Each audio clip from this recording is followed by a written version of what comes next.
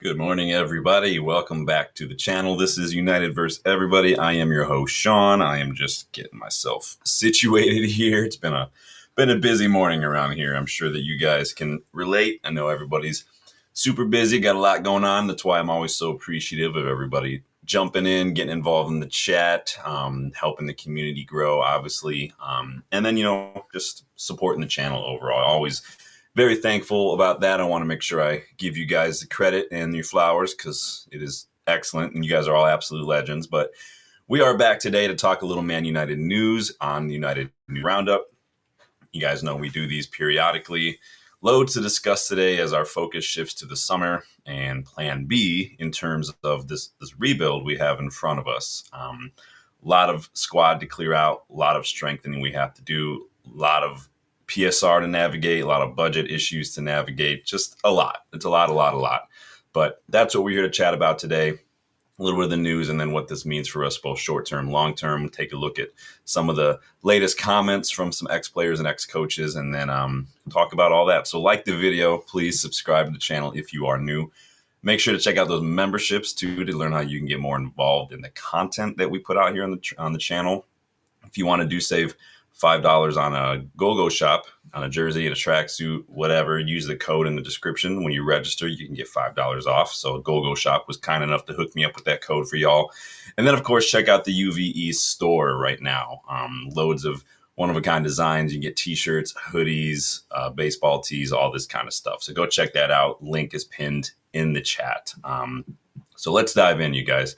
First and foremost, though, happy birthday to the best number 9.5 in the world, Joshua Zirkzee. You guys can see I'm repping Zirkzee today with the Crank It Up to 9.5 shirt. It is his birthday. He does turn 24.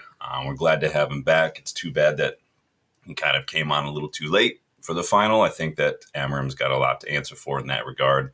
Would have liked to have seen guys like Zirkzee and whatnot get a little bit more minutes, but it is what it is. But he's 24 today, so happy birthday, Joshua Zirkzee. Glad to have you. Hopefully we get you back fit and you ready for the preseason. Let's see what you guys are saying here in this chat. Big Rasta Stocks, big up. Good to see you. Said it should have been Qatar from day one.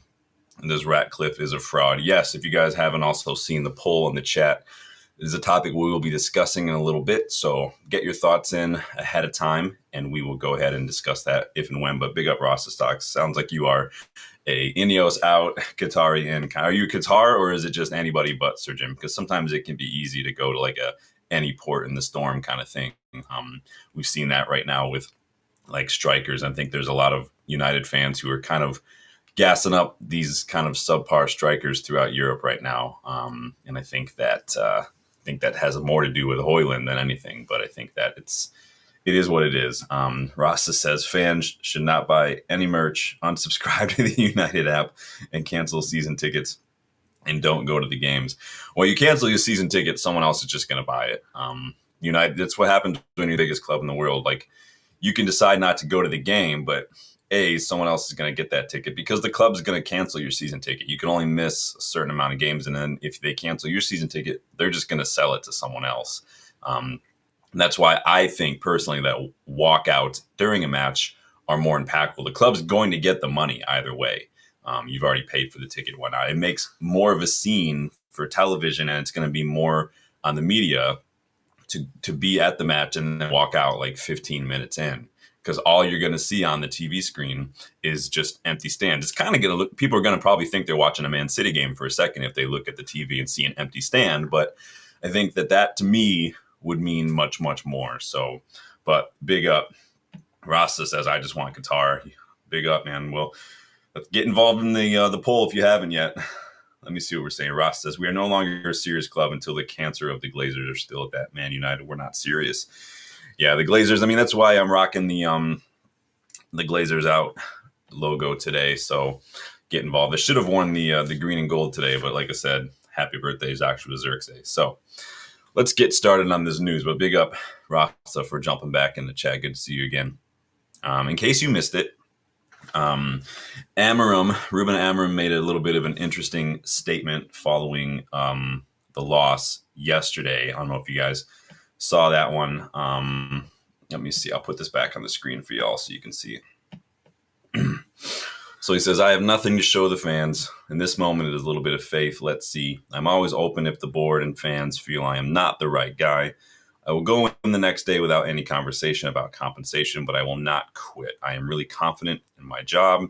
As you will see, I will not change anything in the way I do things. So Amorim basically saying, this is what he said following the match on Wednesday, that he's not going to quit. He's not going to change. And to his credit, he's been saying this from day one. He's not going to quit and change the way he's doing things. He believes in what he's doing.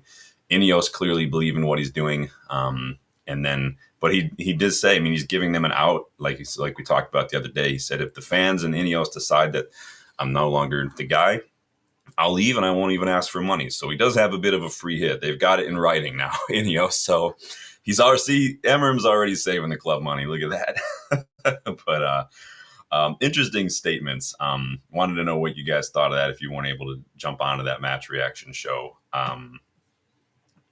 Jay, big up, says, what's your thoughts, opinion on Yusuf Aksacek? Yeah, we talked about him.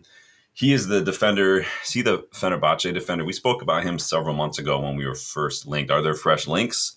I haven't seen anything, but we've been linked to a couple of these young defenders. There was one of the young South American defenders we've been linked with a couple months ago. And then this Aksacek, I think I want to say those links with this Turkish kid came around January transfer window.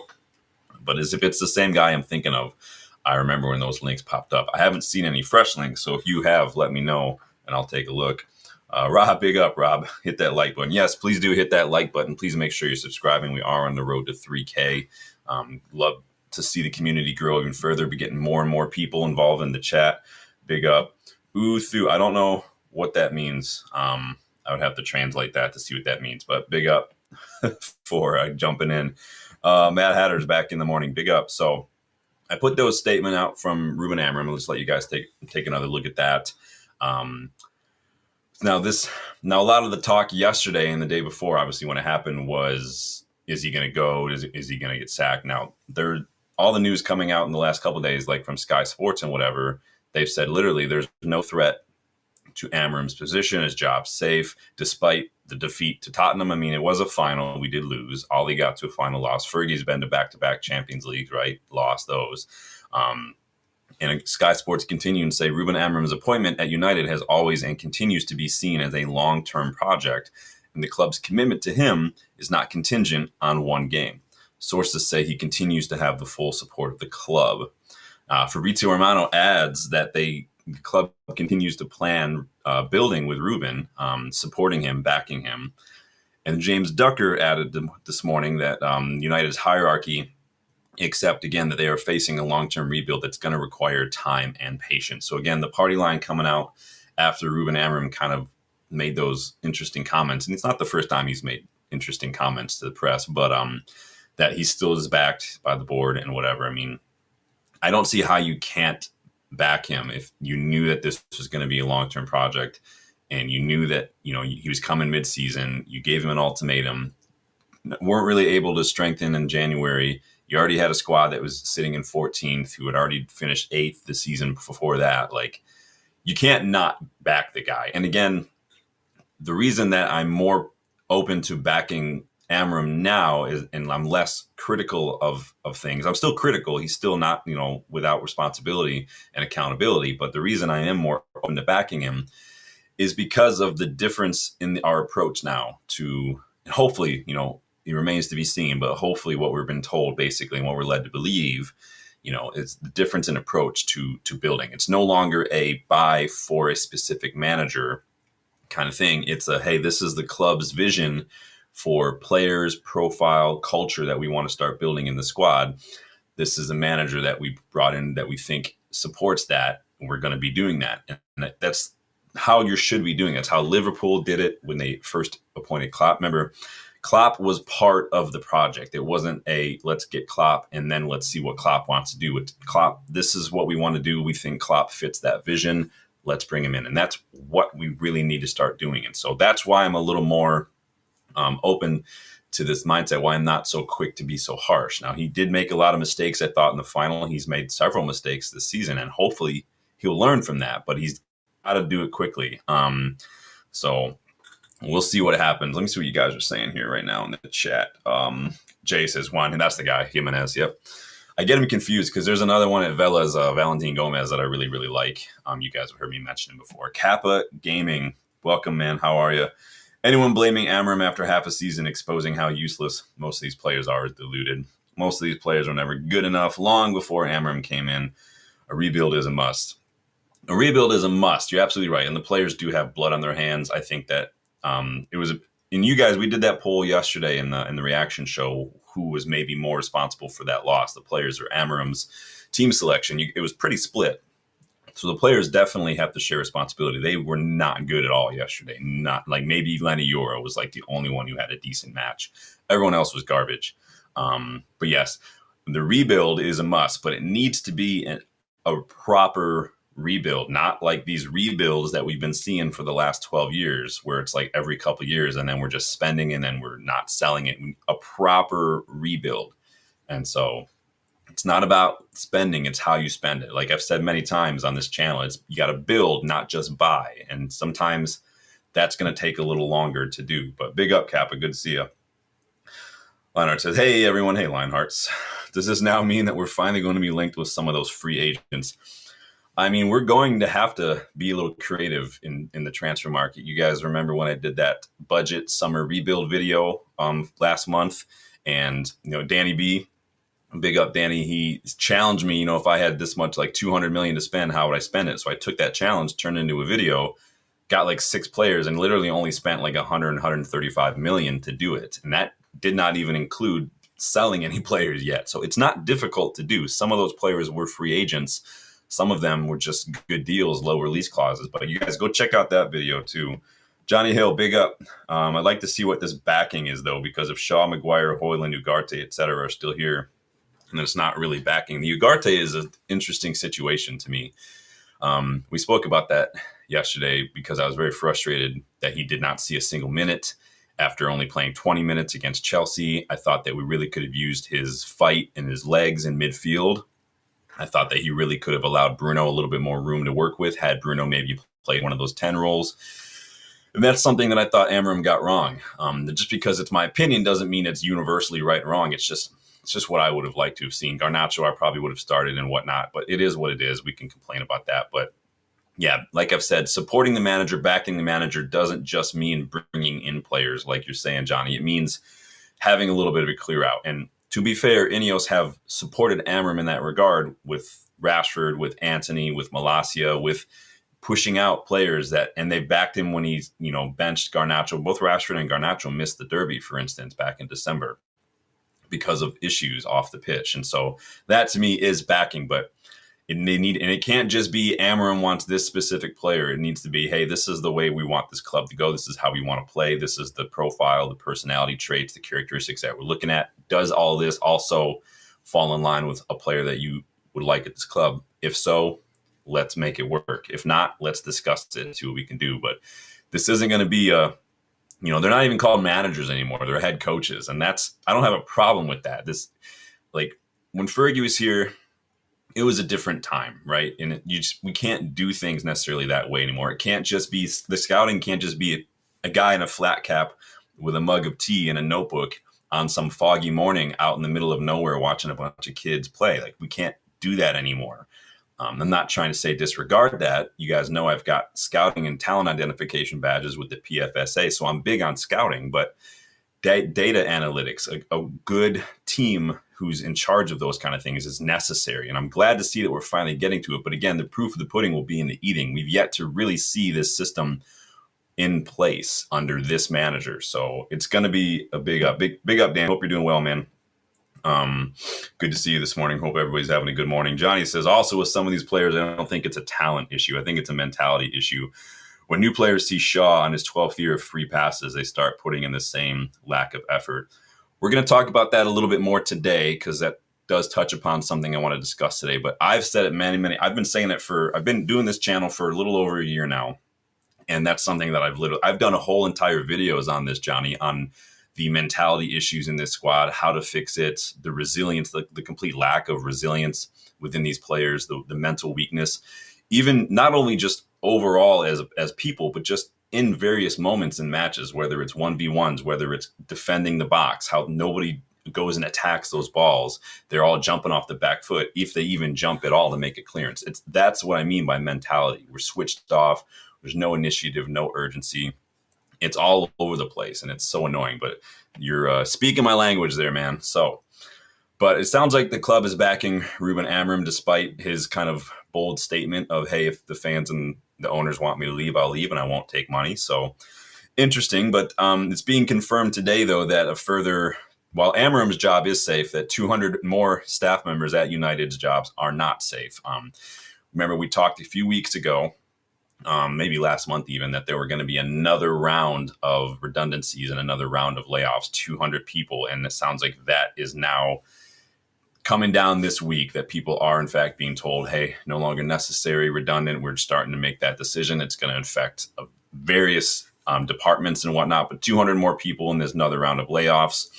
Don't let the media try to fool you that it's brand new. This was the same round that we were talking about last month. It's just now happening. So it's not like it sucks. It's a shame that it is. It's not a good look, but it's nothing we didn't already know and discuss, is basically my point. I think the players, though, need to be the ones to take a good hard look at this. Everyone can go in on Ineos for doing this, but the players, the way they've played this season, the way they played on Wednesday, they're the ones who need to look at this and say, shit, they need to take a look in the mirror. And I've said it before, I feel like the channel's motto needs to be fix up or fuck off, because these players are absolute disgrace. All of them, every single one of them. They're an absolute disgrace because they've all played a role in where we are right now in the league. So no one is let off the hook. Some are less shit than others, but that doesn't mean they're off the hook. But these players need to take a look at these round of layoffs. If I were any of the club, should make Amorim and these players go and sit outside Carrington and have to face every single one of these staff members that walks by with one of these banker boxes full of their desk shit, because the players should be absolutely ashamed of themselves that this is where we're at, because they just can't get it done. What we got here? Danny says, pick up the phone to Velas and others. We need to budget shop in South America for definite now. Well, keep an eye out. So go check out the budget video I did, but I've also got another round of videos planned. I might record some of them today, in fact, but looking at players who aren't in European football next year, because that's basically where we're going to have to shop right now. But looking at those players who aren't in Europa, who aren't in Conference League, all that stuff, because those are the pretty much, aside from players who are well below us, those are the kind of players that we're going to be taking a look at. I'm talking about guys from like RB Leipzig and whatnot. So keep a lookout for those videos. I'll release a couple of those, and then because that's where we're going to be shopping. You can call it the bargain bin, but it's only bargain bin for price wise. It's not bargain bin for quality. So if you get creative, you can do it. Danny's filthy rats. Lionheart says, I think the manager got team selection wrong. Decision-making was questionable, but then the team of players didn't put in the performance that was needed. The blame has to be shared between them all. And I think that's pretty much what we decided upon. Like I said yesterday, we can criticize Amorim's team selection and his very, very late subs. I think all that is valid, right, from a critical standpoint. But at the same time, the players he puts on the pitch have to show up, and they didn't. They just didn't. I mean, we have to get goal scorers in this squad. When a team like Tottenham can sit back for 45 minutes, park the bus, and we can register that many shots, that many chances, that many shots from inside the box, and somehow only come up with a XG of 0.85 over 90 minutes, that's not okay. Højlund had probably the best chance of the night. You can argue maybe Bruno, but I think Højlund's chance was good. And it was a good shot. It was a good opportunity for him, but you can't do anything when Van de Ven just comes out of nowhere like Cantona and just blocks it off the line. I mean, what can you do about that? I mean, Van de Ven and Vicario basically won Spurs that match. I don't know why Heung-Min Son is out there crying and celebrating. What did he play, 5 minutes? Annoying. Justin, what's good? How you doing, man? How's little Gabriel doing? Yeah, Justin just he and his wife just had another baby recently. But big up, Justin. And Johnny says, I find it crazy that regular staff members get punished due to bad finances at the club that the current owners caused in the first place. Glazers, I mean, it's kind of why I find it hard, yes. And we've discussed this on the channel many times because it is shit, honest, and there's a lot of reasons for it. And I think that a big part of it is the Glazers and the fact that over the last decade or so, our workforce has like quadrupled. we've had like 1,300 staff members, which is like the most in the Premier League until recently. And there was no reason for it to get, it just kept growing and growing and growing over the last 7, 8, 9 years for literally no reason. There's no need for that. And I'm not saying that these people deserve to be fired. They don't, but we all know that, it is what it is. The budget cuts have to be made, and I don't like it. Now, I've also been very critical of Ineos, and I've challenged them to come up with more creative ways to save money and to find room in the budget, be more proactive about that kind of stuff. I don't think it doesn't really say best in class when your first, your plan A, B, C, and D is just to fire a bunch of people. Like that, to me, it doesn't show me that the salary that you're collecting is justified, if that makes sense. It's like middle management. It's just a room full of middle management. It's no offense if you're middle management out there, but I'm like, you've got to come up with better ways.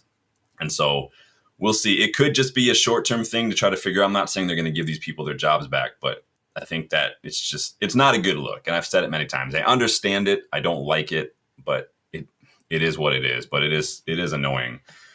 Danny is not confident in Amorim anymore. Well, I doubt he's going to have long to show us something. If Ineos can extend Ten Hag's contract after an FA Cup win and then sack him a few months after that, that should be a warning sign to Ruben Amorim. Like, I need to get my shit together. And now you've just basically told them I'm not going to demand compensation. So it's literally a free hit. The question is, like, who do you bring in?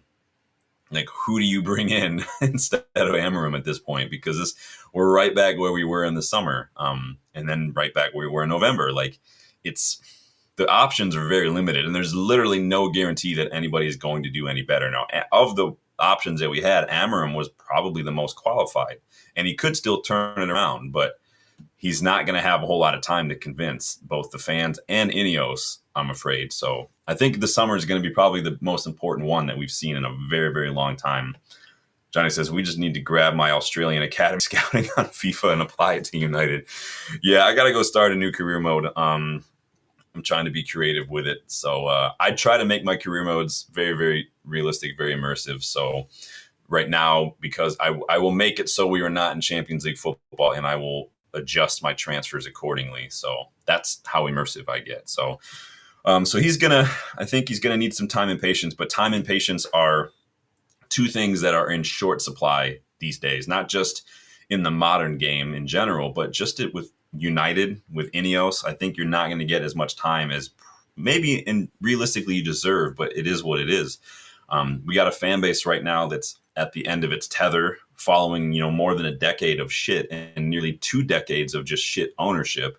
I think a lot of us are just tired of the way things are. We're tired of things not really improving. Yeah, we've got a couple of trophies here and there, and we celebrate those and we like those. It still means we're having a better banter era than Arsenal are in their best era ever under piece of shit Arteta. But we're just tired of it. And I know that sounds spoiled and it sounds entitled, but it's not just because we're not winning leagues. I'm not just bitter because we're not winning leagues. It's because of the ownership. It's because of Glazers, Woodward, Arnold, Murtaugh. These guys have driven this club into the ground while literally leeching everything they possibly could for it.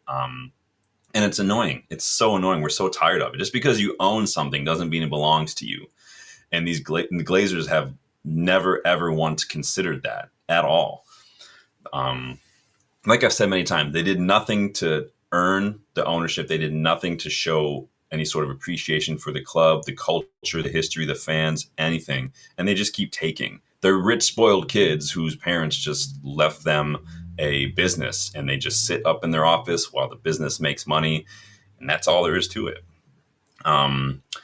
Regarding owners, though, some journalists are coming out today claiming that there could be another round of an ownership back and forth that impending. So remember, we discussed a while back, I did that video on whether or not the Glazers can be forced out of Manchester United. So go check that one out if you haven't yet. It might be in the description, the link. But remember that part of Sir Jim's ownership, there's a clause in there that says he needs to have full ownership. He needs to have a full purchase of the club by a certain point. I think it was like 18 months, or the Glazers can also start entertaining other ownership offers, other bids. We've reached that point. He doesn't own 100% of the club.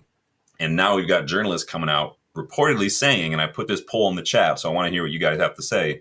So journalist Romain Molina, who works with The Guardian, BBC, New York Times, CNN, he claims that the Qatari bid could return. We could see the return of Ineos versus a Qatari battle. He claims, Molina, that the Emir, the Sheikh in Doha, wants a club in England, wants to own an English club. He's always been a United fan. And if he has the opportunity to return with a bid, that he will do it. Now, Molina says, don't be surprised to see more and more reports about this popping up in the next few weeks. There might be a battle over United's ownership still. We haven't seen the end of this. And again, it's not just because people are angry at Ineos. It's because of the clauses that were inserted in those contracts. So let me get caught up here with y'all. Lionheart says, who would want to come in should be the question. You're talking about players. It is a big question, but at the end of the day, playing for United still has an appeal. There are players who do remember us from the glory days, who do know their history, who do want to play for Manchester United. There are players like that. And then there are players, who maybe aren't in Europe. Like I said, keep an eye out for that video, who are maybe from other clubs. There are big clubs who aren't qualified for Europe this year. And that's just how it is. So don't sleep on those opportunities. Temis Gentiliso, nice to see a new face as well. United, I want to Gyökeres, Cunha, Mastantuono, Cherke, Emi Martinez, Simmons, Rios, Richard Rios. I forgot about, or is it Ricardo Rios? I forgot about him, right? That street baller that, what does he know? He's a futsal player, right? That got picked up, yeah. Ederson, you want everybody. I with the way things are right now, we're not getting Gyökeres at all. It'd be hard pressed to get Cherke too. I mean, Cherke will leave, but I doubt he's going to come to United now. But big up, man. Brad McNamee, big up. Good video. Have to get back to work. Well, thanks for stopping by, Brad. Big up. Hope to see you back. Make sure you hit that like button on your way out, brother. Danny says, hard to find a positive, only that he's a good talker and has a nice chant coming out of the Stretford end. Well, we'll see. When he came into Sporting March of the 1920 season, they finished fourth. And that summer, he got rid of literally 24 players. And then the next season, they went on a tear and won the league, and then obviously kept winning, right? So we will see. But like I said, he's on thin ice. He's in the negative right now. He's got a lot to prove and a lot to show just to get back to neutral for you, me, a lot of fans, probably Ineos too. And then he's got to build on that. So without Champions League football, my expectations are going to be higher. So we'll probably do kind of a expectations video in the summer as we get closer to the start of the season. But we are going to be doing a ratings video. We are going to be doing a keep or sell video as well. So we'll be doing all of that. So keep a lookout for that. But Amorim's got a lot of work to do just to get, not even just with the squad, just to get fans back on side. So Johnny says, to be honest, in an ideal world for me, we go and get Baleba.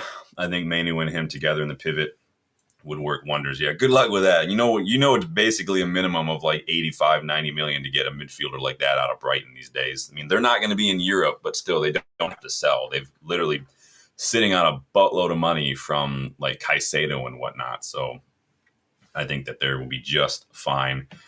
Danny likes Baleba a lot, but Yarden Yashari, yeah, Danny, speaking. You guys know I've been ringing the Yashari bell for months. Arden Yashari is an absolute baller. Yes, and super cheap. So you guys let me check what this poll says out here. So I asked the question to start this, would you be open to Qatari ownership? So 81% of you say anything is better than Ineos. 16% of you say no, you don't want Qatari ownership, and then 2% are undecided. There's literally no other options, unfortunately. Now, a big part of why Sir Jim his bid was able to be successful, I'm going to end the poll real quick, was because of his overall value that he put on the club was higher than the Sheikh. And reportedly, remember we got reports, now this has been denied on the Qatari side, of course, but the reports were that they couldn't prove the financial backing, which you have to prove. So we'll see what happens, like I said, but this isn't done and dusted yet. Yeah, Johnny, go check out Yashari, man. I've done videos on him. I've featured him in Scout Reports several times. If you want a little more of an insight, he was part of my summer budget rebuild video as well. But yeah, I've been banging the Yashari thing. Him and Hayden Hackney are right up there for me as boss midfielders right now for literally, like, you can get both of those guys for like 50 million, not even. So moving on to some other fun news, guys. Make sure you're hitting that like button. Make sure you are subscribing as well. We are on the road to 3K. Every little bit helps. So remember Benni McCarthy, our former striking coach, attacking coach. He left the club in the summer, obviously, when we did this whole coaching shakeup with Amorim and whatnot. But Benni McCarthy has not shied away from sharing his thoughts on his time at United. He's given a couple interviews, and he's been speaking again following this Europa League final. So he was speaking to outlet Supersport after the final, and this is what he had to say. Rich, big up, man. Good to see you, my friend. Always a pleasure. Danny says, Buadi at Lille. Yeah, you guys, I got a few coming up. I got a lot of midfielders. The midfield video will be the first one, and there's some new names on there that I haven't mentioned before, so keep a lookout for that when it does pop up. So this is what Benni McCarthy had to say after this Europa League final. And this is him talking about United players, basically. And he's literally not saying anything that we haven't said, but this is what Benni had to say here. You can see it on the screen. What I've experienced, I think a lot of the players lacked that tough mentality. You're depending on coaches around you to motivate you, to put you to want to go out there to win matches. It wasn't within them. You have to have loads of dialogue and meetings with players about how confident they have to be. Once you sign for Man United, now you've made it. So he's basically talking about a couple different issues here, a couple different things, like I said, that you and I have discussed many times, like I've discussed. And then, this is what he had to say as well. Let me put one more slide up here. He says, so there wasn't that. Now the real hard work starts, and you've got to maintain that week in, week out. And I just felt that when you get to Man United, then you can relax. That was the biggest problem that I found. So basically saying the players get to United and they think, I've made it. Like, I don't have to try. Talking about guys like Sancho, guys like Anthony, guys like Rashford after he got this big new contract, all this kind of stuff. We've literally said it. It used to be you get to United and then you had to start proving yourself. You had to reach new levels. You had to maintain those levels. But it's so long we've just let this whole content, lazy, lack of accountability culture just slide under the radar. And that's a big contributing factor to why we are where we are. But Benny's talking about a couple different issues here. There are players in the squad who don't have the fight, who don't have that resilience that we've talked about. Players who don't work hard, players who are happy to get the bag and then just coast. There are players who are happy just to maybe not even play, and they don't care whether or not they play. It's really, really frustrating. I wonder who he's talking about, because he was here for a while, so he knows, like, a little more than everyone else. Rich says, might need to do a Plan C list next week. Send me some suggestions. What we got here? But big up, you guys. So, like we've said many times, these players just, I don't know if it's a generation thing. I don't know if it's just the club has allowed it. I don't know if the coaches are like just not hard enough. I mean, coaches come down on players and they're castrated in the media, called bullies, like Ten Hag, just for literally just saying, hey, we weren't happy with the way Sancho was training. That's why he didn't play. And then literally the press ripped into him. And now everybody said Ollie was too easy on the players, that he was their friend. He was a PE teacher kind of stuff. And I'm not even saying that's true, but this is what you literally can't win at United. And that's just the way it is. We know that. And that's why you guys know I don't put a whole lot of stock into a lot of the media, depending on where it's coming from. Some sources are actually pretty decent. So like Rob says, the attitude should be that once you make it to the United, you need to live up to high standards. That's literally what it needs to be. You need to get here. And we used to have players, they'd come in and they'd go into that dressing room for the first time after signing the paperwork, and they'd sit down and they'd look around them, and there'd be guys like Cantona, like guys like Rooney, guys like Irwin, Robson. There'd be these guys, Keane, these people at the club in sharing a dressing room with you. And it used to be you sat down as a young player, saw that and said, that's the level I've got to get to. Hell, the class of 92 used to say that about Ryan Giggs when they saw him as a youngster playing. They're like, oh, shit, we've got a lot of work to do. like you used to have guys like Cristiano showing up early for training, staying late. Like they had to literally the groundsman at the training ground literally had to call Fergie to complain because Ronaldo would stay late just practicing free kicks over and over again, and they wanted to go home. Like, can you imagine anybody doing that? I doubt Rasmus Højlund is consulting with striking coaches on his off time, using his own money to do that, or even maybe approaching the club and saying, "Hey, is there any way that we can get this going?" Like, I doubt you're seeing any of that. It doesn't seem like that. Like that's happening. These players, I can't imagine a whole lot of them are going that extra mile to do that. I mean, Cheeto was doing that in the academy, who's consulting with RH Coaching to work on his striking, his touch, his movement and stuff. That's why he looks as good as the way he does. Yes, he's naturally gifted, but he went the extra mile to make sure that he's taking every opportunity he can just to improve that little bit more. Those are the fine margins. Those are the little things that are going to have a big impact, like a pebble thrown into a pond. It's going to make big ripples still, no matter what. And those are the differences between these players that are making it and go on to do great things, and the players who just want to sit and be content because they're at United and the hard work's done now. Fucking annoying.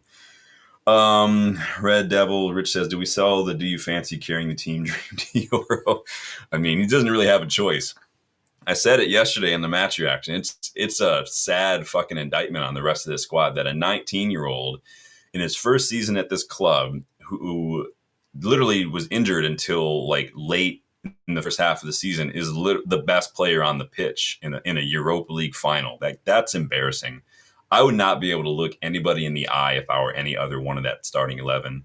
I don't blame the subs either, because they came on way too late to do anything, and that's on Amorim. But if I were at Garnacho, I understand why Garnacho was frustrated personally.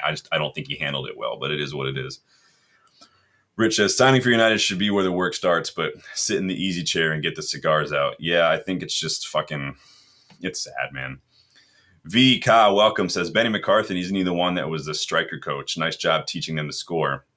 Well, he's been gone now for almost a year, so, I mean, it is what it is. So we can blame the current coaching staff for that and the players themselves. But when he was here last year, we were scoring a few goals. I mean, Højlund actually found the back of the net a few times last year in the league. So this year, it's just been a shit show, man.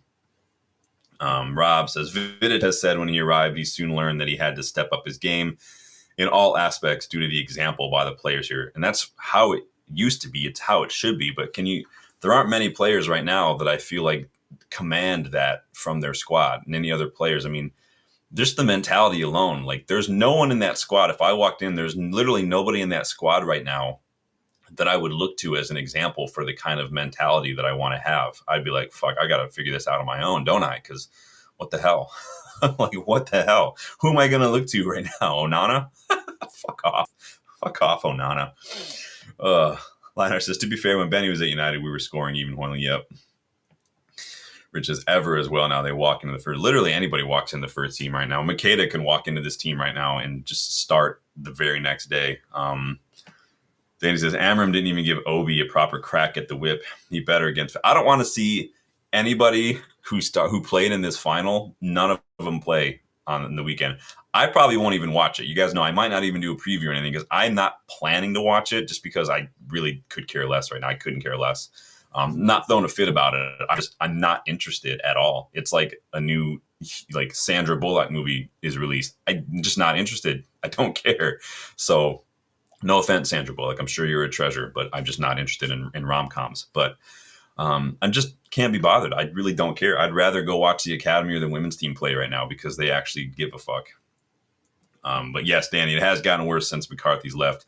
It's gotten worse since Ruud left as well. We were scoring quite a few goals. We were flooding the box. We were getting a lot of chances, and it just hasn't been that. This possession-based system, I've said this yesterday, I worry if we kind of missed the boat with that, if we did that like 5 years too late with Amorim. I'm not saying he's a bad coach. I'm just saying the system it's very player specific, especially when you're building out from the back, and without the players to do it.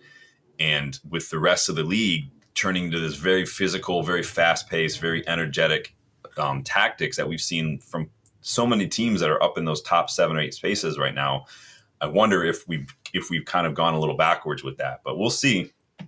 Yeah, the system could have something to do with it as well. Got some familiar faces in here. Ashif, good to see you again. Hope you're doing well. And then Darkrow, big up Darkrow. Haven't seen you in a minute. But yeah, the players not living up to the standards. Benni McCarthy again calling it out, and so I do think that this is again what it shows you is that this shit is like this is what you have to deal with as a manager. We know the players aren't up for it. We know they're not physically fit. You know, Amorim is not the first coach who's kind of said that. We were saying that way back under Jose. These players are not fit. Ollie said it. Ten Hag said it. Some of them are very technically gifted, but they are just not physically there. And right now, that's what you have to do. If you can't hang physically, it doesn't matter how good you are with the ball at your feet. You'll get out-muscled, out-played, out-jumped, out-ran. You get out everything. Yeah, you can't do that. What do we got here? Danny says, Kevin Lomanaco, 23 center back, Independiente. Check him out. Interesting. Yeah, I'll write it down. King Eric 2020, scouting department needs to have more in-depth info on player mentality too. Physical attributes alone are not enough. And that's difficult, right? Because the mental aspect is like the intangibles, like how do you measure leadership? How do you measure resilience? How do you measure like toughness? You can measure speed, you can measure heart rate, body fat, strength, like a lot of this stuff. You can measure it. It's tangible. You can strap a chest thing to them and they'll give you all the information you need. How do you measure? And that's a big part of what I want to do. So those of you who are in the channel, you know I'm a mental health professional on my off days, right?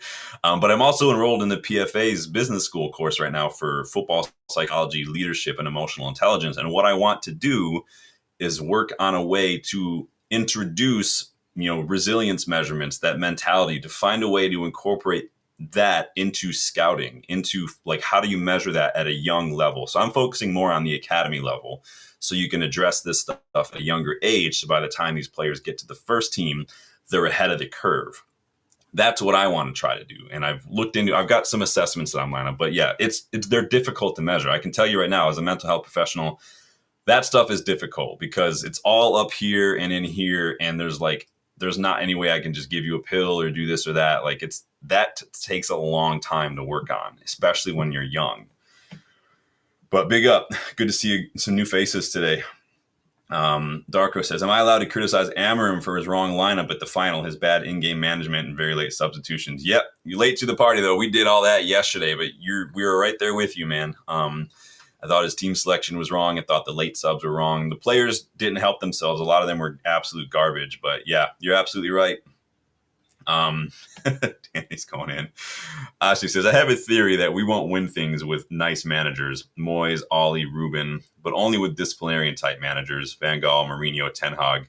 Is that a possible factor? I mean, it might be, but those disciplinarian managers got hounded out the same as everyone else. The fans got tired of them because some of the fans just want to win, and they'll use a lot of things as an excuse. The media don't help when they call people like Ten Hag bullies or when they make fun of people. Mourinho doesn't help himself because Mourinho is a flat out narcissist, but the media, people have to stop buying into the media. People have to start calling out the media more and more. And then the fans need to learn how to be patient. I'm not giving excuses for failure. I'm just saying the fans, we don't help the situation in many cases. But it is an interesting question, Steve. Lionheart says, is Ruben a nice manager, though? I mean, he's been pretty brutal against the team in interviews. And I would argue, too, that Ollie wasn't nice. And I think that's what I meant earlier when I said the media tried to play him off as his PE teacher. He really wasn't. We remember that match where Lingard was having an absolute shocker and Ollie was literally ripping into him on the touchline. Ollie just looks nice. That's why they call him the babyface assassin. Ollie was probably one of the most underrated players we've ever had. Look at his numbers as a striker. He was an absolute beast. But it's good. It's a good point, Asif. It's interesting to think about. But Benny's not the first person who said this, and he's not going to be the last, because another former United defender, Rafael da Silva, guys remember that little beast. He, after the final, he was there. He was speaking to some people. He kind of pointed out when it comes to players that he thinks the young players should look to. He picked out a player, and I want to know who you guys think about this. This is what Rafael had to say. He said, whoever signs for United in the future should take Bruno as an example. He fights, he plays well, he never makes excuses. I feel like players today think they know everything when they arrive at the club and no longer take their cue from leaders. It seems like players just want to complain, not fight. As soon as they sign, they all have an excuse ready. They blame the coach, the club, and even those who arrive with the right mentality are dragged down by this culture. So Raphael also sort of saying something that we've discussed as well.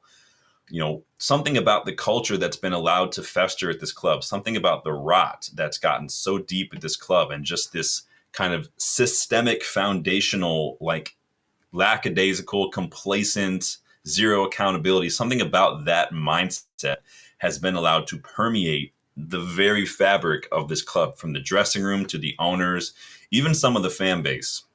And Raphael is basically saying what we said. There's something about this club that when you arrive, even when you're good, whether you're a player or manager, it infects you. And then when you leave, you feel better. Like you're doing better. Look at, like, the examples are out there. Players leave and they go win Serie A titles. They leave and they go pull up bits at Real Betis. They go to Champions League finals with Dortmund and whatnot. Like, this is what is going on. It's because of this culture that's been allowed to just sit there and grow and grow and grow, and it just affects everybody. It literally is. It's like you've got like a root cellar, and you have potatoes that have been sitting in there for too long. Like, potatoes that sit in root cellars too long, potatoes are part of the nightshade family. That will produce the toxic, literally deadly fumes, and it just affects everything.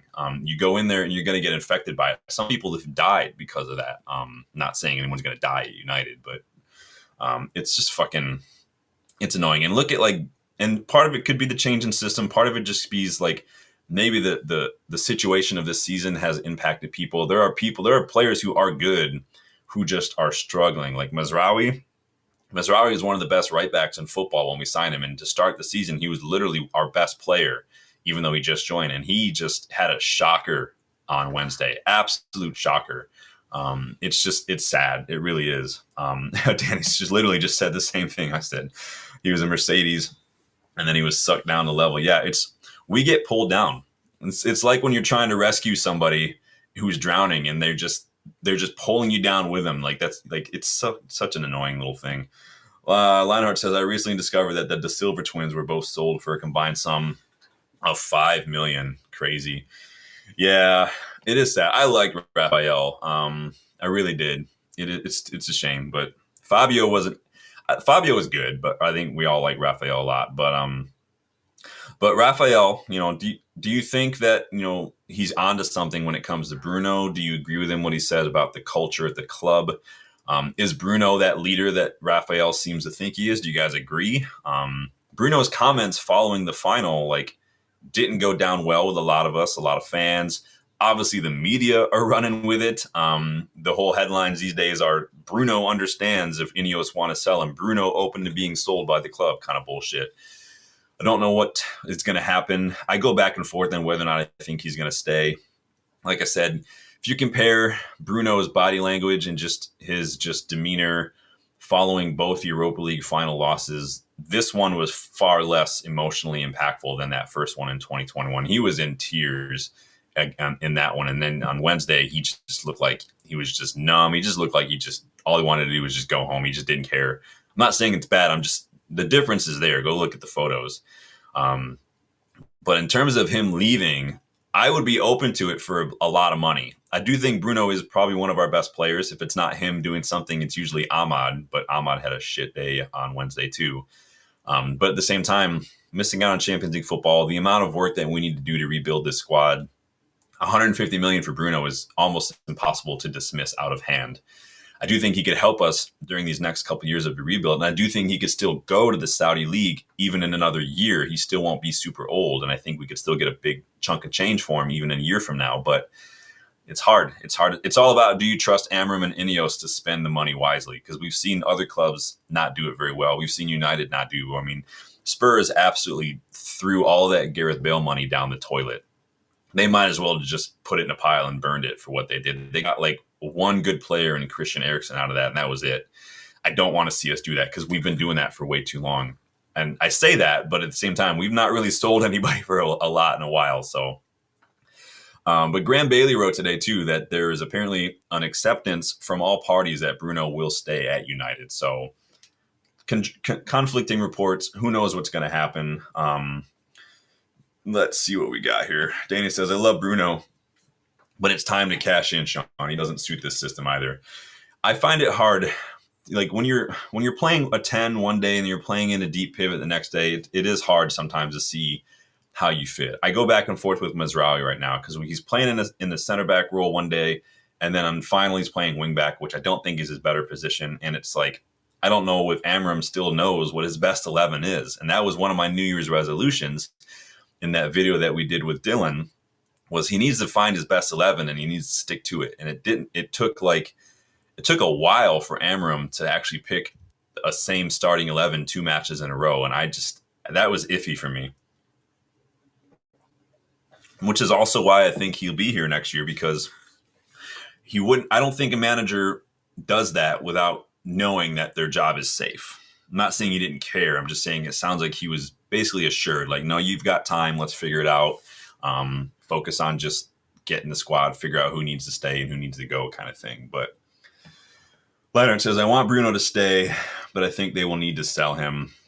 Rob says, take the money. Everybody's saying, should I do a poll? You guys want me to do a poll on that? Let me do a poll. Bear with me here. I'm going to do it right now. Or keep him for...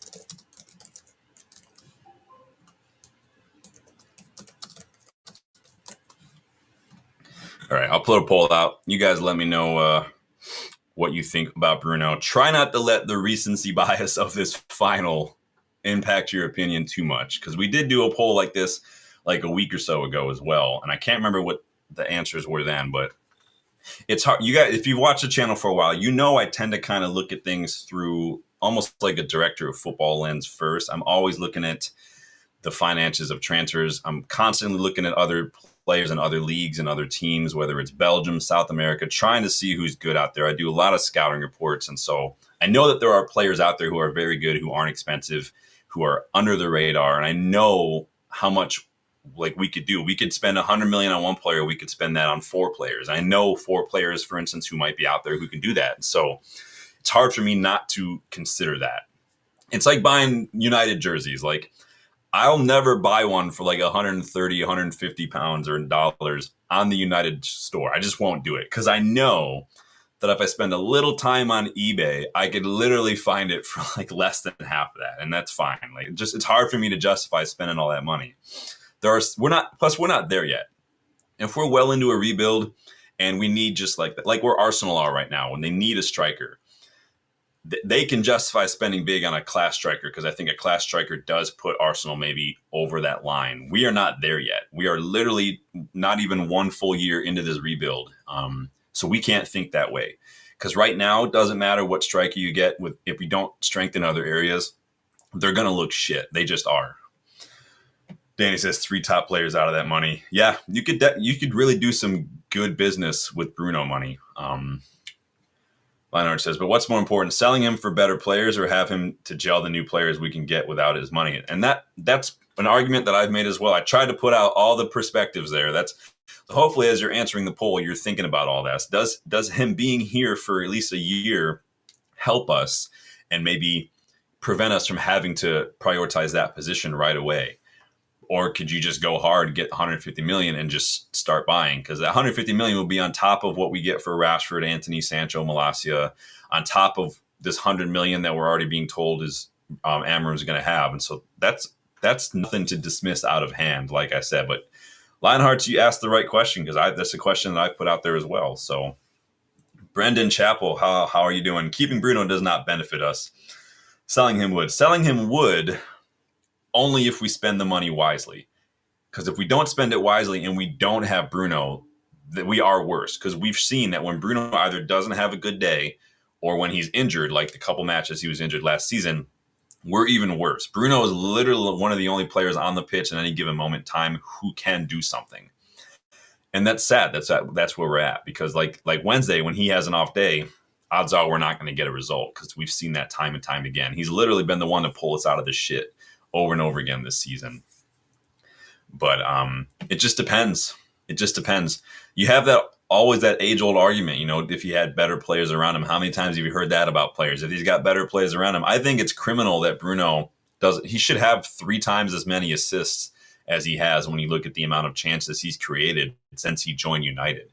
We've just had shit players around him that just aren't able to put those chances away. And yeah, he has bad games and he has mistakes in him, but every player does. Doesn't matter who you are, you're going to make mistakes. And so I would take the money, but it comes with a caveat because I'm not 100% convinced that as of yet, because I haven't seen enough of that Ineos, Amorim are going to be able to spend it wisely. I don't want to go down the Spurs route with that, if that makes sense. Johnny says, I think we're definitely going to sell Bruno, which makes me also believe Dalot is going to be the next guy. Dalot needs to go too. Dalot's shit. You guys know, I don't think Dalot was it. Like, he can't play in this system. He's horrible 1v1s. He's got a decent mentality on 1 or 2 days. You can see him get hyped up, but he's not good at defending. He's constantly standing off an opponent with the ball, giving them acres of space.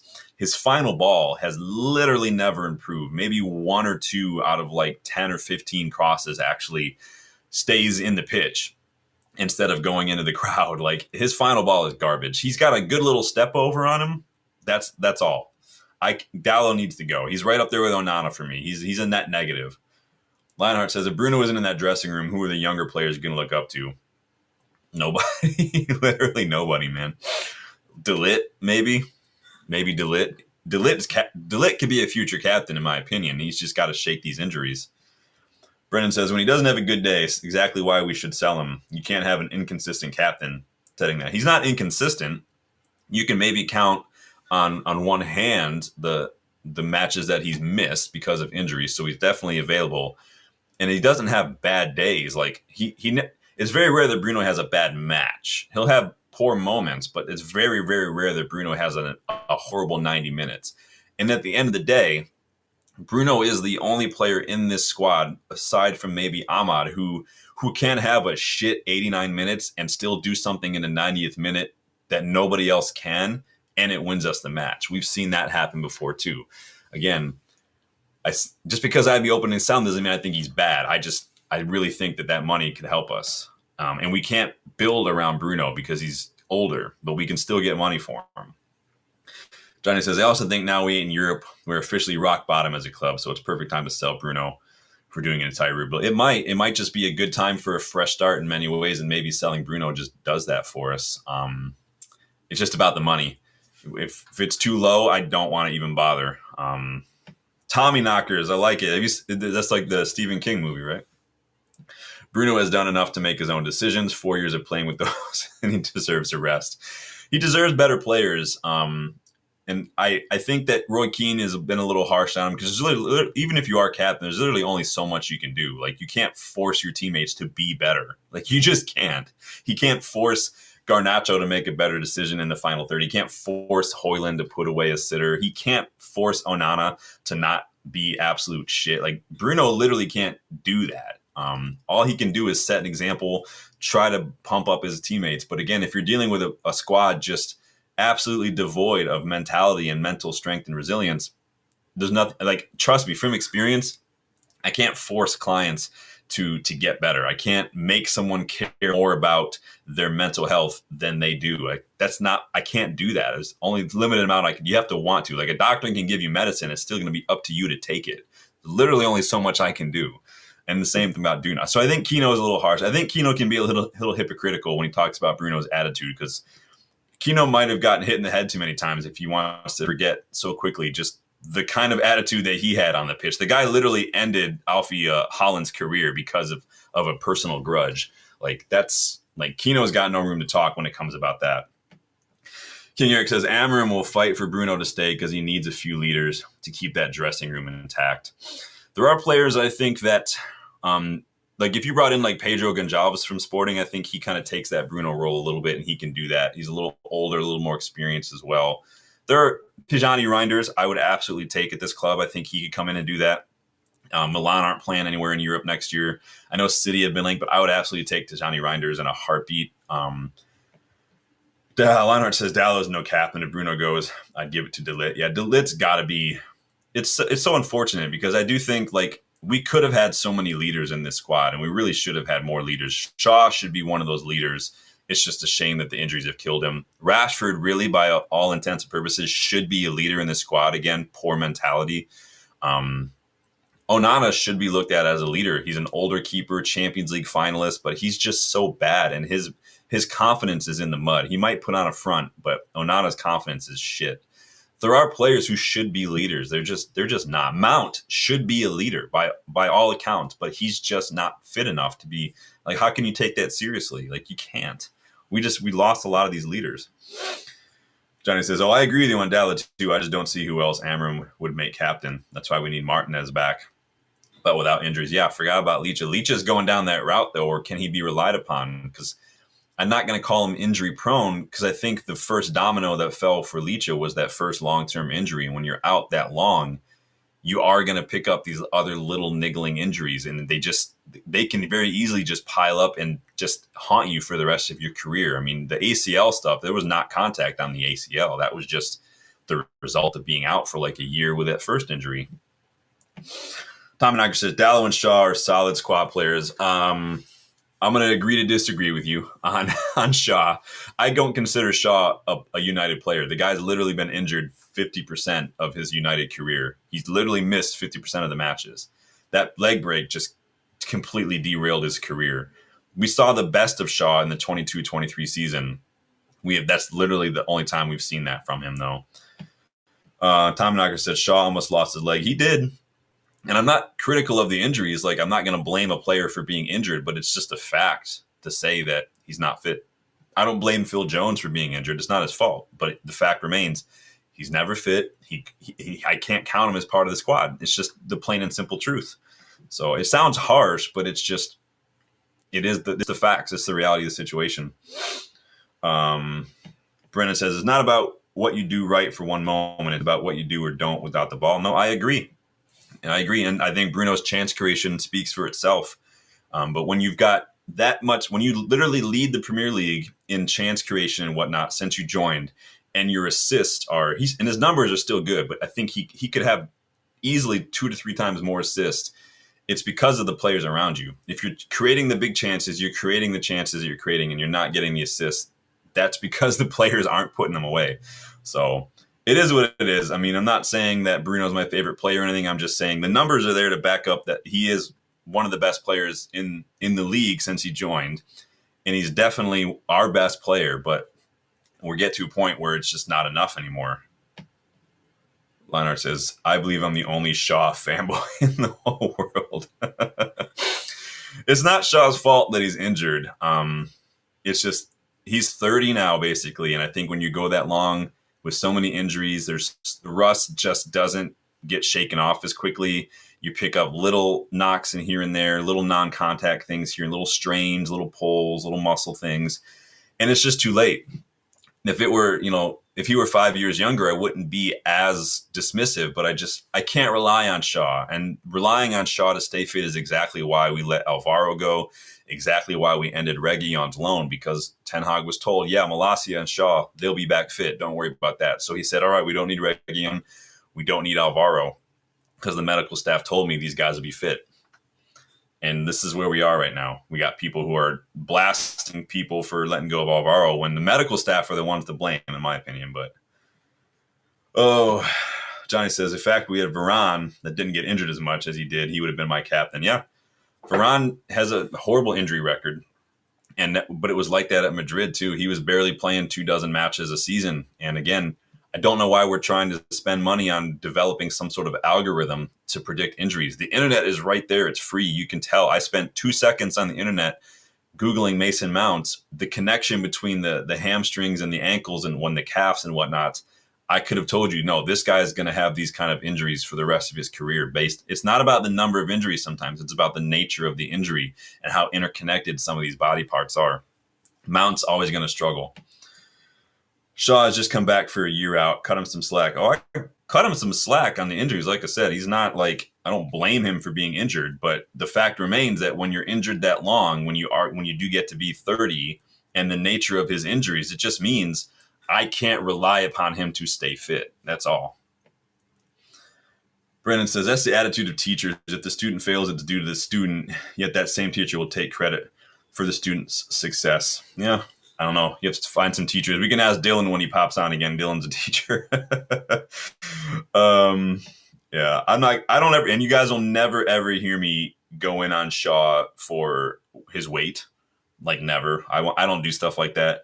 Shaw was in better shape on crutches with a broken leg than 99.9% of United fans have ever been or will ever be in their entire life. It is what it is. I don't care if you're overweight, if you deliver on the pitch. Marcello wasn't a prime example of physique, but the guy was an absolute boss. So you just got to deliver. That's all I care about.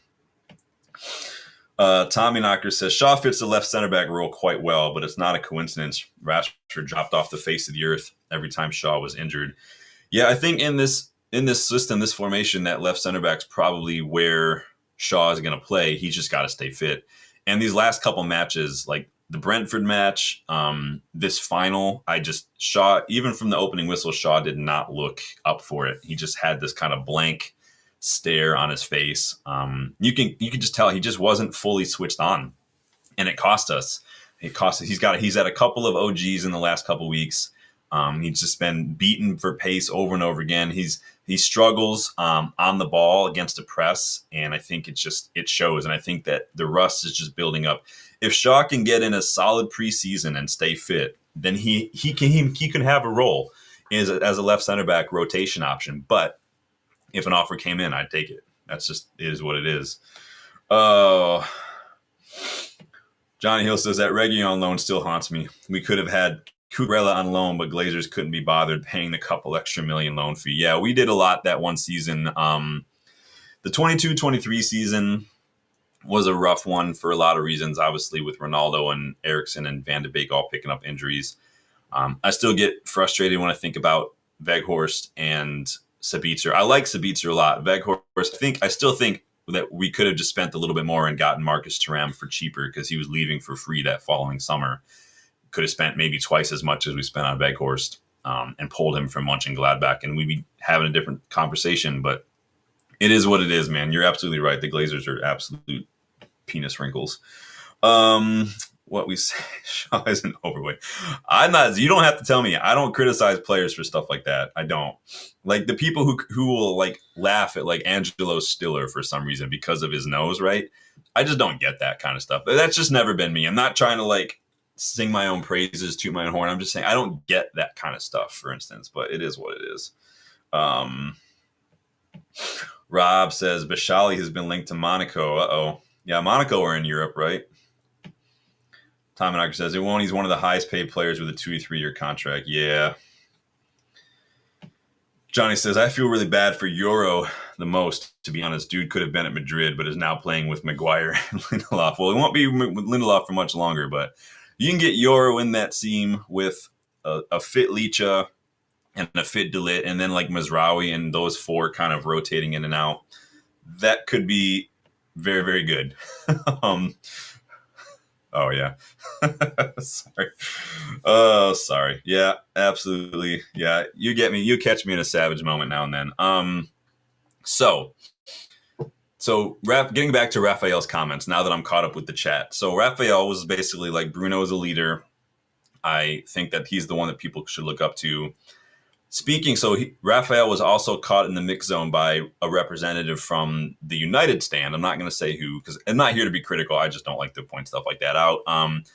But Raphael had some thoughts on the final as well, and he was actually critical of how long it took Ruben Amorim to make those substitutions. Now, whether or not that was Ruben Amorim kind of having a little bit of analysis paralysis, like he was kind of just like caught off guard, or if he was just really being stubborn and backing his players, I couldn't tell you. I really don't know what Kobbie Mainoo was going to do coming on in the 90th minute. I don't really know what Dalot was going to do coming on in the 85th minute.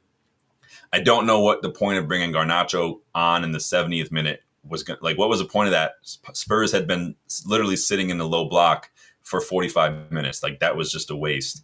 That should have been how you started the match. But Raphael was very critical of how long it took him. So It is what it is. I hear the arguments. I saw someone mention today, like Jurgen Klopp lost his Europa League final in his first year at Liverpool as well, and then that following summer they strengthened the squad. They sold like 6 or 7 players. They backed him. They backed the project. They gave him time. I always hear the argument for giving manager time. I think that you should. Same with players, but it's all about if you trust Amorim, if you trust Ineos, if you trust the players, and I just don't at this point. So Danny says Reinders is City. Yeah, I did see that rumor. I don't know if anything's been confirmed, but I have seen the rumor, which to replace De Bruyne.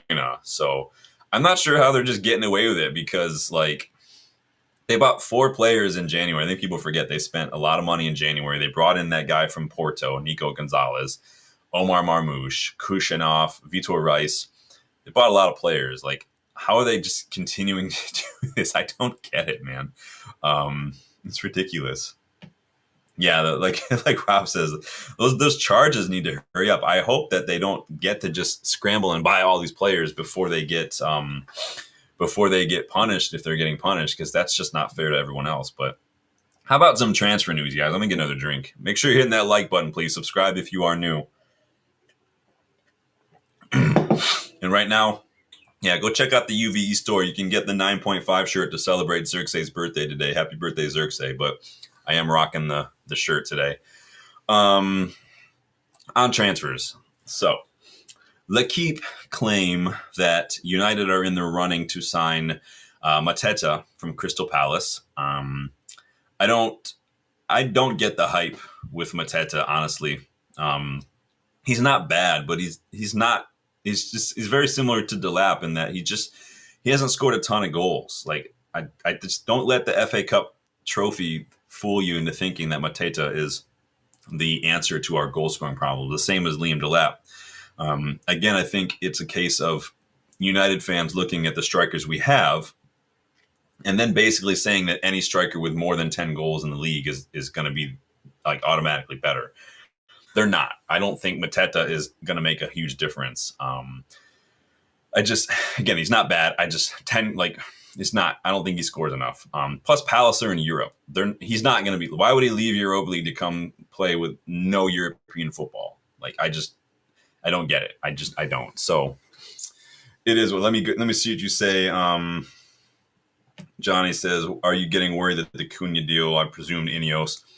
We're going to do the United PR thing of announcing a signing after a bad loss, but nothing so far." Well, they might have gone back and adjusted the wage offering a little bit. Who knows, man? Maybe Cunha just should have been like, "F that. I'm not going there."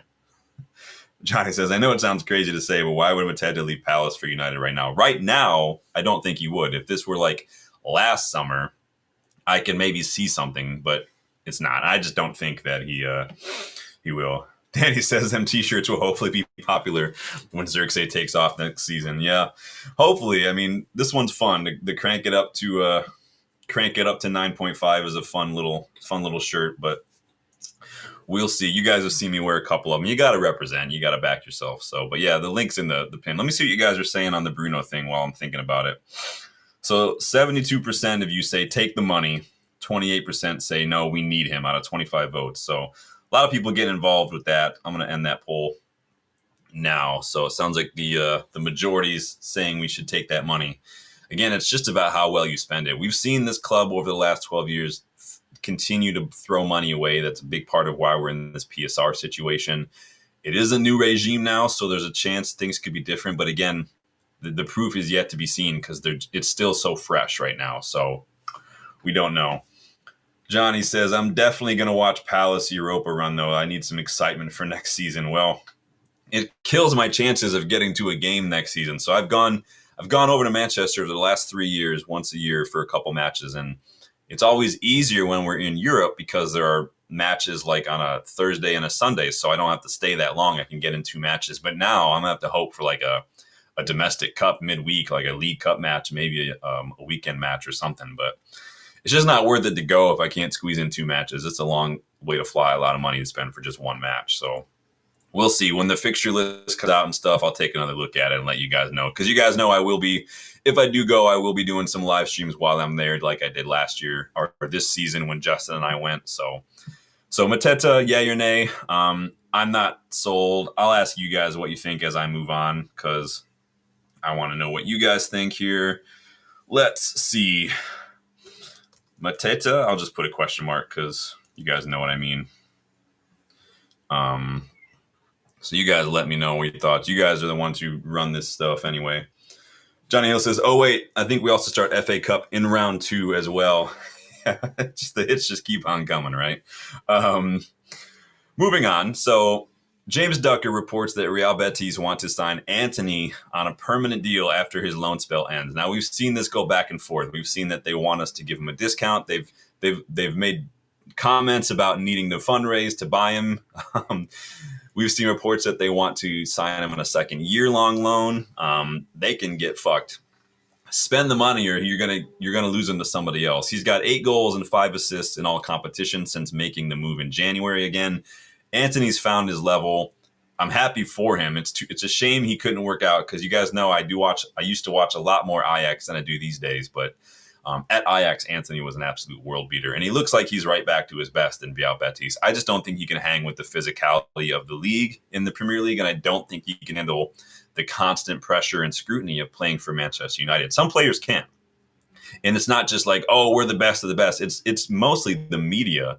You never get a second to breathe when you're at Manchester United, and it's just there's nothing you can do no right at Manchester United, whether you're a player or a coach. And that's just, some players are just tired of it. They get burnt out too quickly, and they crumble under that weight and that pressure, and they leave and they go do better because there's not the constant camera. You don't live in a fishbowl when you leave United, and that's just the way it is. But if they want Antony, they're going to have to pay up, because he will go someplace else. I guarantee you that. He's done enough, I think, we're not ever going to make our money back. We'll be lucky if we get half of that, but I'll still take half. So like Danny B says, 40 million or piss off. Exactly. Danny says, no thanks to Mateta. Tommy Knocker says, Mateta would be for next season. Delap would be more of a future signing. Get them both in an ideal world. Yeah, we have Delap on his own doesn't do anything for us. We need 2 strikers. Højlund, I think, probably needs to be sold. Cheeto can stay, but if Cheeto stays, we still need 2 strikers. Cheeto's barely kicked a ball in the first team. He's still a youngster. We need 2 strikers. We can get away with that, but one of them's got to be class. Like, doesn't need 10 chances to put away 1 chance. Who's not going to miss sitters? Who's going to be you can be relied upon. And that's a hard task right now with where we are right now. Rob says Mateta got European football next season. Yeah, it's a big part of why I don't see it happening. Let me see. Thing is, what striker that's better than Mateta wants to go to United? Well, and that's where you got to get creative. So when I do my video here shortly, the third video in this series is going to be kind of a mix of a couple different positions, but one of them is an attacker who I've spoken about on the channel before, who I think is ready not only for a step up, but because his club that he's at is not in Europe next season, but I think that he's ready for a step up. Now, another little clue, he plays in a front 2 typically. So I think like Marmoush, who went to City and now he's kind of like filling in as striker and then playing in the wing, I think this guy is ready for that step up. So he's very similar to Marmoush, very similar to Anthony Martial. But keep a lookout for those videos. I've got like 3 of those that are popping up. So, but I do have an attacker on that list. So there's maybe Jonathan David, but I doubt, because he's probably going to be going to a club that's playing in Europe. So Danny says you could argue Osimhen. Yeah, Osimhen's wages are what kill us, though. He's going to be on like $200K a week, which in the comparison to some of the players in the squad doesn't seem like a lot, but it's a lot. And I don't know how many players, because these players are no longer going to get that 25% wages back because we're not in Europe, they're not going to be too happy about that. That could be enough sometimes to get some of these players out of here. Johnny says, I think we end up with Jonathan David and Delap. Jonathan David and Delap would be excellent. They're not going to get as many matches between them because no European football means, European football. You're going to get League Cups, you're going to get FA Cups, and you're going to get League, and that's it. Rob says, any players at Nice we can get now? There are. We can get Nice players now. I would look at someone like Bulka, the keeper. Not a bad shout there. So they do have players at Nice that are not bad. Danny says David probably better. Yeah, I think David's one of the better. He was in my summer rebuild video because he's a free agent and his numbers are very, very good. Let me see here. Yeah, Danny says they're their keeper. Yeah, Marcin Bulka is their keeper. I think he's Polish, I want to say. He's actually a pretty good keeper, but he's kind of like Todibo. He was off my list for a while because we weren't allowed to buy him. So, you guys don't think David's big enough? I mean, I think David is just fine personally. He's a very good player. Got a very good goal-scoring record over the last 5-6 years or so.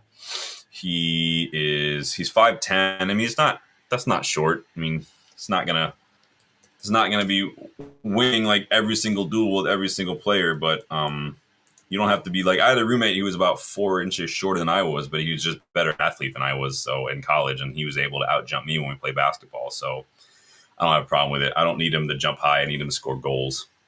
So, and on set pieces, you got a lot of other players in that box who can score goals too. So, let me see what you guys say about Mateta.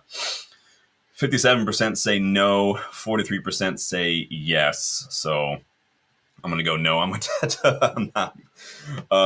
Højlund does get bullied. I'm glad that the refs are starting to call it, though, because he's getting fouled a lot. But Højlund it's a combination of him being young and not knowing better than to wrestle. And I think the way Amorim played him for a couple months mid-season was not ideal because Højlund's not a hold-up player. Højlund needs to run into space to get on the end of something. He's very, very fast. He's very good on the run. And that's the way he was playing at Atalanta. I think we played him wrong because he's a bigger guy and we think he's good at holding up play. He's not good at holding up play. He might get there someday, but that's not the way you're used to playing. It's not the way you've ever played as a young player.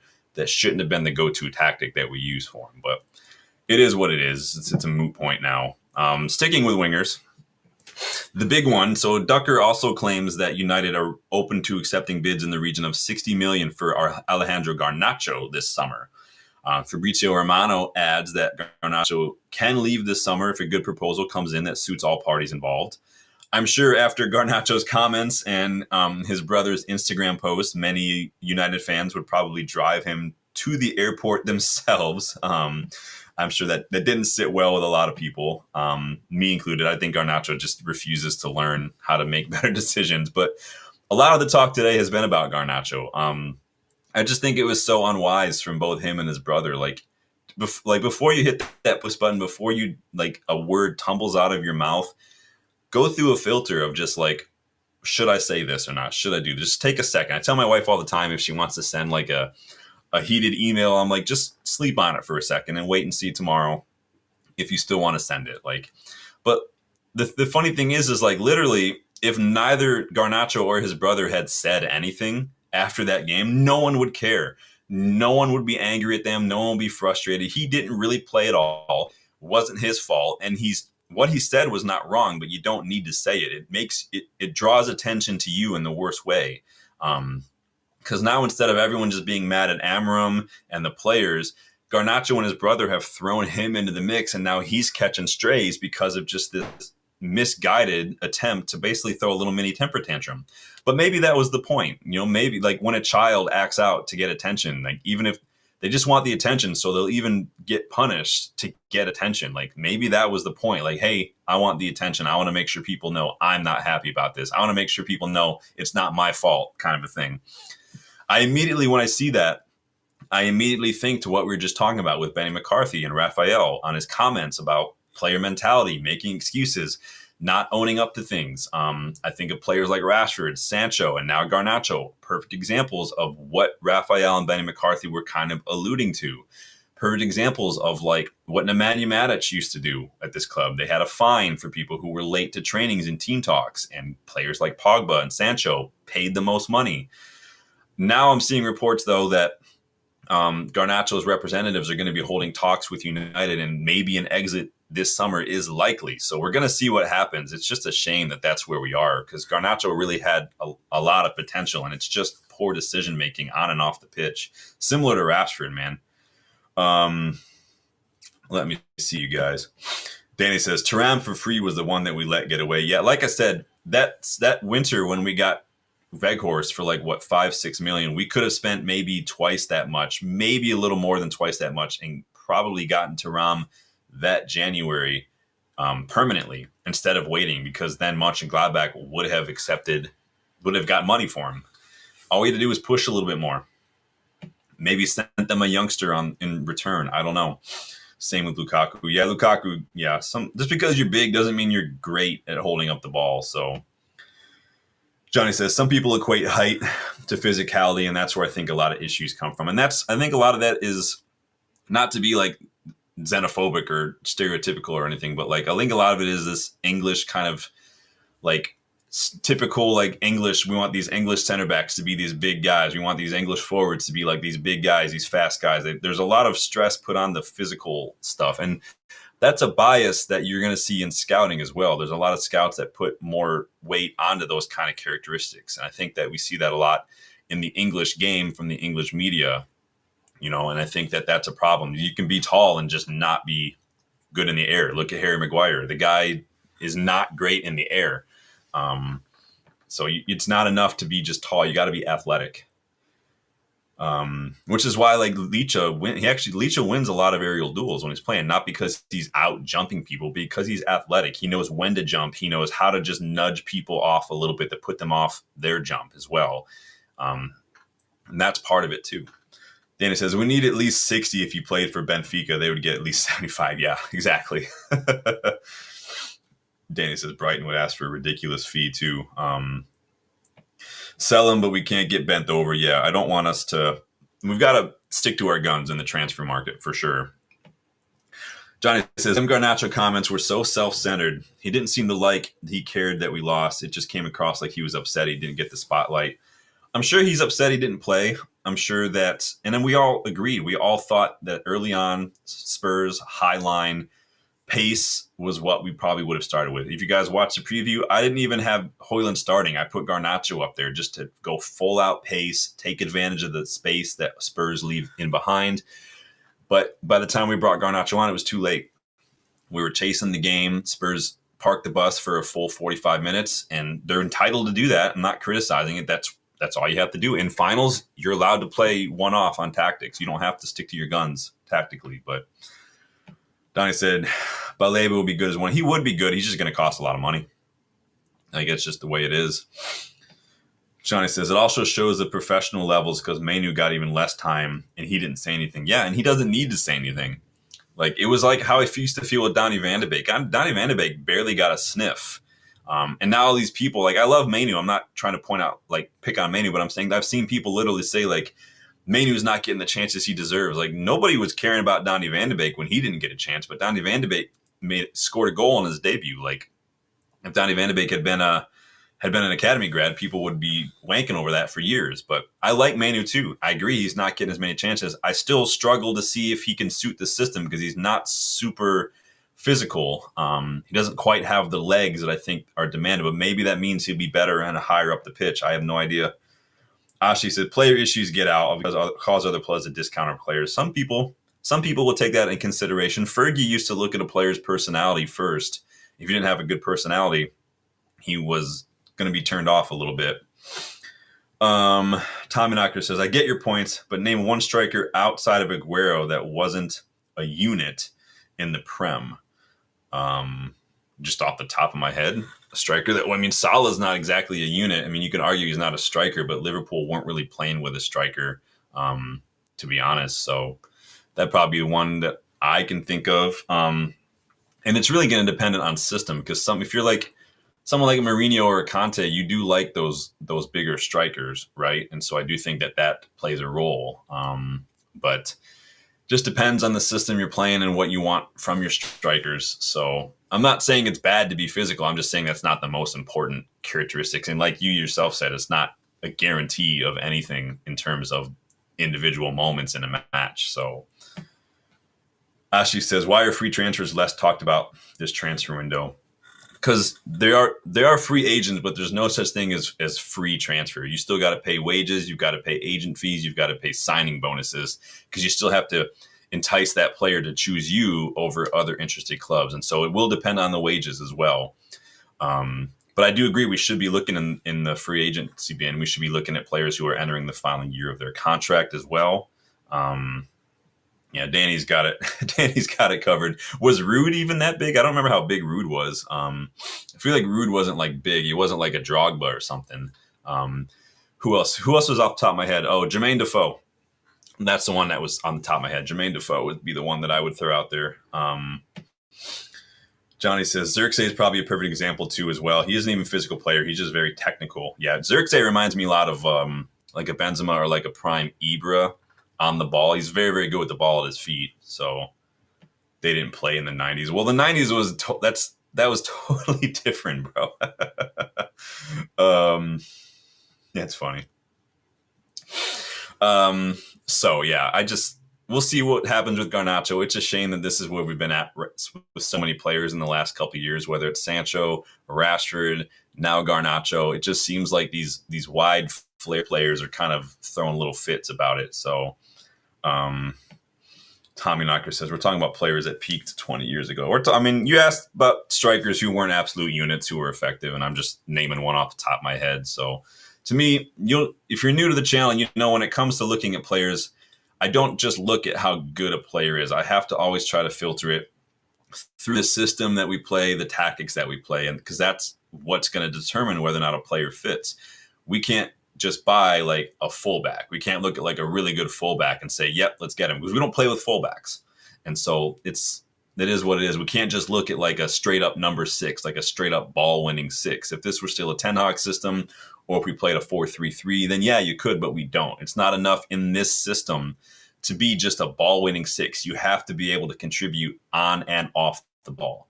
And that's what this system demands. You have to have legs, you have to have fight, you have to have a little bit of pace to you and a decent on the ball, or else you're just not going to work. So Johnny says, it depresses me that Sancho is probably returning to United. I mean, he's technically, yeah, but he probably won't be here next season. So he is and he isn't. So we're both right?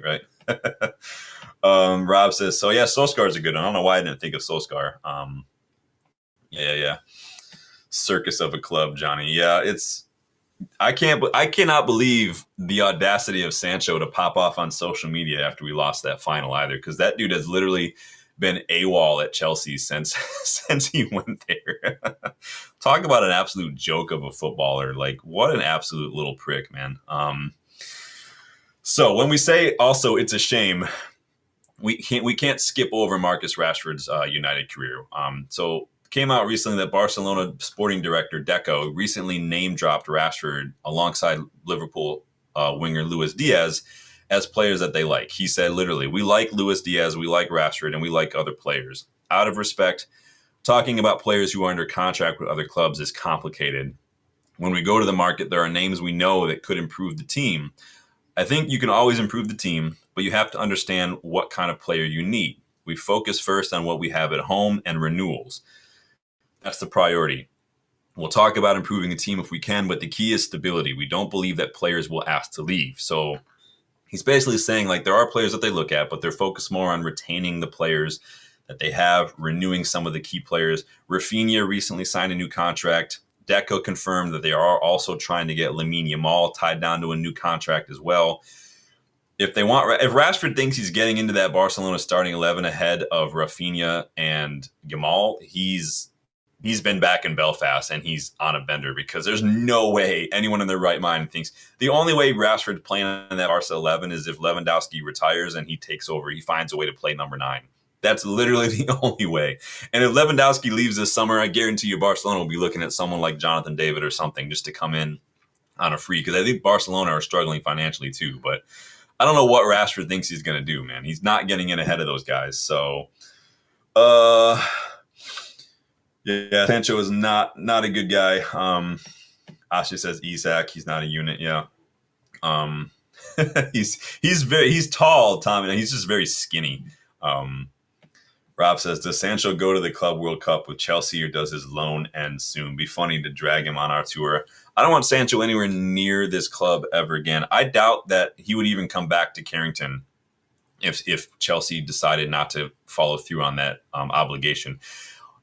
On that, does obligation mean something different than I thought it meant? Because I thought obligation mean like obligation, like you have no choice. You sign the paperwork, it's obligation. Like, how does a $25 or 25 million obligation to buy, but then a 5 million like fee to cancel that obligation? Like that doesn't the math ain't mathing for me there. Someone explain to me if I'm using a different dictionary or something. Like I don't understand. Do I need to be like one of these people who takes Scrabble very seriously and like just goes and looks through 8 different dictionaries until they find their word? Like I don't understand. Obligation, am I like I don't get it. Someone let me know. Does it mean something different? Let me know.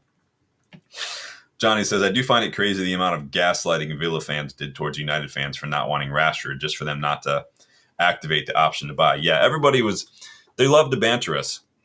They love to take the piss. I guarantee you that Wan-Bissaka's been good for West Ham, but has he been their best player this season? No. They're taking the piss. Anthony, did he do enough his first couple matches at Real Betis to be player of the match? No, but it's fan voted on, and they're taking the piss. Chelsea fans were popping all that good shit when he first signed, and then just crickets. Everybody just retreated into the foliage like that Homer Simpson gif. And like no one's saying anything now. Like literally no one's saying anything. And it's the same with Rashford too. Oh, you gave us your best player. Did we? Did we though? No, we didn't. And isn't he injured now too? So Danny says it should be 40% penalty original fee if they don't take him. Pure clowns running the club. Yeah, I just don't get it. Like, how is that? I mean, it could be good. We could still sell him for 25 million in the summer, and now we've got an extra 5 million. Cool, but I'm like just go. He needs to go back to Germany. Just let him go back to Germany. Go to Bayern or something when Leroy Sané or somebody leaves. I have no idea. Johnny says Ineos messed up the deal, which left open that specific loophole, which is the fine. Interesting. Rob says whoever agreed the 5 million clause should be. Well, it sounds like that's Ineos. We'll add them to the pile, right? Let me take some more water. Ugh. All right. Tommy says something went on with Rashford. I heard he was on like 10 million debt. If he's been gambling, dude. I was just talking to Justin about this the other day. You have to surround yourself with good people, with like people who have your interest in heart and not their own self-interest as a footballer, because you have a lot of people that'll call themselves your friends. They'll say they love you. They say they care about you. They say that they're trying to look out for you. And they're just allowing you to make poor choices. Now you are adults, but at the same time, like you should recognize that you're not quite old enough. Like Jude Bellingham, I heard on the radio yesterday. So Jude Bellingham needs shoulder surgery. He's been struggling with this for a while, right? He dislocated his shoulder early in the season, but he's putting off shoulder surgery so he can go to the Club World Cup with Real Madrid. But what this means is now he could hurt himself worse, but he's going to be the surgery is going to mean he's got to postpone his start to the season. He's going to miss the start of the season, which reminds me exactly of Rashford's back surgery a few years back that he put off so he can go to the international, was it World Cup under Ollie? Or was it the Euros? I don't remember off the top of my head. But like, think about your career. Like, I guarantee you Bellingham's getting paid a couple million to go to this Club World Cup and make an appearance because it's a joke of a tournament to begin with. So they just trot these guys out like circus attractions. But like, think long term, man. You could do long term damage to both your career and Real Madrid's, because Real Madrid are the one who are paying you your wages on a weekly basis to go play this bullshit tournament. Like, it makes no sense. And that's the people around him are not smart. Like, they're just not. They need to just tell him, like, listen, you could do a lot of damage. Like, just sit this one out. There's going to be a lot of Club World Cups. You can do this next summer. Focus on getting the surgery. Focus on chilling. You can watch it at home like nobody else, because unless you subscribe to DAZN, you're not watching it anyway. But fucking dumb, man. Danny said Hurd was gambling heavy, all right. Interesting. Tommy Knocker says, allegedly why he looked so rough signing for Villa was out of the casino the night before. And see, so personally, I don't care what, like, to an extent, right? If you're out like robbing banks, I'm going to care. But if you want to go watch basketball, if you want to go to boxing, whatever, I don't care. I really don't. But you need to show up to your club for training. You need to show up on the day of the match, what you're doing. And even if it's stuff that is you're like doing for good, even like Rashford stuff with children and the homeless and all, like, that's great. But your football needs to come first. We're the ones who pay your wages. Like, that, if anything is distracting you from your duties as a footballer for your club, like, you got to cut it out. You have to cut. Sometimes you have to recognize the people you have around you. Like Giggsy said it a long time ago. If you watch the Class of '92 documentary, Giggsy would say, like, when Fergie showed up to a party at Lee Sharp's house and he was dragging everybody out, Giggs realized then and there he's got to make changes. He's got to stop hanging out with certain people. He's got to stop doing other shit. He's got to focus on football and football alone. And it sucks. It sucks that these players don't get to really fully experience a lot of what it means to be a young man, young woman, an adult.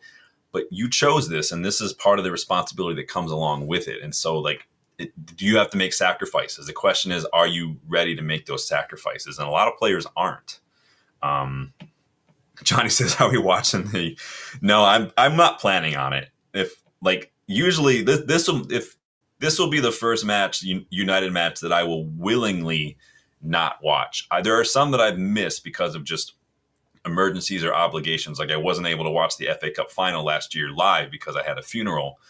But this one, I could not care less, man. So let's move on. So, because I'll let you guys get out of here. It's because I've been here for a minute now. I love chatting. These videos are getting long though. Corriere dello Sport claim that United want around 50 to 55 million euros for Rasmus Højlund. And apparently clubs in Serie A are interested, namely Juventus and Napoli. Now, reportedly, Juventus are trying to lock up Champions League football because that could make a difference in their financial situation. Honestly, straight swap Højlund for Douglas Luiz, maybe. Can he stay fit? That's the only thing that worries me about Douglas. I like Douglas Luiz, but his injuries are killing me. But Fabrizio Romano adds that Juve are interested, but he also says Napoli have also held talks as recently as March as well, with Inter as well showing an interest in Højlund too. Serie A might be Højlund's level. I don't know. Again, it's all about system. He is definitely a counterattacking player. Who plays counterattacking in Serie A? Let me know. Tommy Knocker says final was like pulling teeth. I thought, like, when I watched it, I thought we were actually very good in the final. We were very dominant. We limited City. We pressed them. We didn't let them get into our half very frequently. I thought we were the much better side in the final, personally, which was good. I was very happy we won that final. That was awesome. The quarterfinal was definitely my match of the season last season, though. But let you guys know, what do you think? What would you do with Højlund? Try to be kind. How much do you think you would take for him? How much do you think? 50 to 55 million is a piss take. Like, we're not getting 50 to 55 million euros for Rasmus Højlund. You might get lucky to get 25, 30. We'll need to make sales for sure, though, after losing out on Champions League football revenue. On the plus side, like I said, the players will not be getting that 25% wage reduction back into their salaries, so we get to save money on that. So we're not going to have to shell out 25% in the wage bill, but we are going to have to get creative. Check my summer rebuild video for that one that came out a couple months ago. It's going to be hard to entice players to come to United who are in European football, but keep an eye on that transfer target video. That'll be dropping sometime this weekend. I'll put that out. But I've taken a look at a few players.